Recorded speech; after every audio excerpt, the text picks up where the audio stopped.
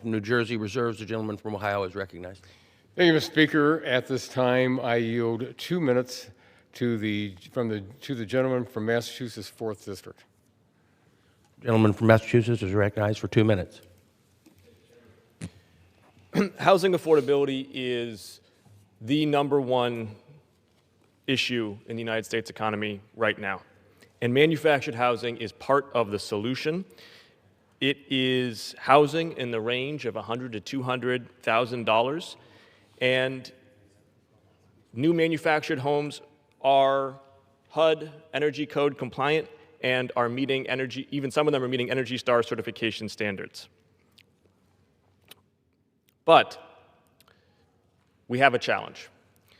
In 2022, under the Biden administration, with Department of Energy and the Housing and Urban Development Department sharing enforcement authority for energy efficiency standards for manufactured housing, the Department of Energy put forward energy efficiency standards that the Biden-era HUD said they could not enforce. I just want to reiterate that for my Democratic colleagues. The Biden-era HUD said they could not enforce because of what they would do to housing affordability with manufactured housing.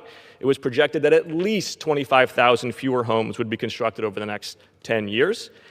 And one Biden-era Office of Management and Budget official said they could add $5,000 to $10,000 of additional cost per key for a manufactured housing, all to save what could be a teaspoon of greenhouse gas emissions, about what one Ford F-150 would emit on one visit to a construction work site.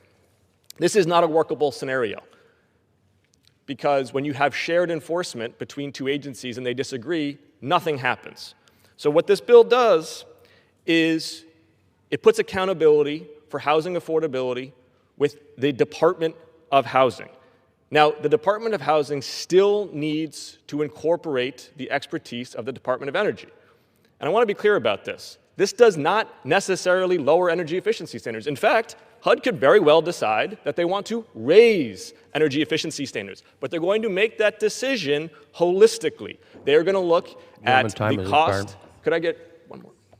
I yield the gentleman another minute. Yes, the gentleman is recognized for another minute. They're going to look at the total cost of ownership, including the initial purchase price, plus the cost of utilities over the long-term usage, understanding that many purchasers of manufactured housing don't live in there for the 30 years that the Department of Energy was using to amortize the energy costs. This bill streamlines bureaucracy, it clarifies accountability, it does not lower energy efficiency standards, but it does lower prices. This is why the National Housing Conference, which is a continuum of affordable housing stakeholders, have endorsed this legislation, and I encourage my Democratic colleagues to do so as well. I yield back. The gentleman yields back. The gentleman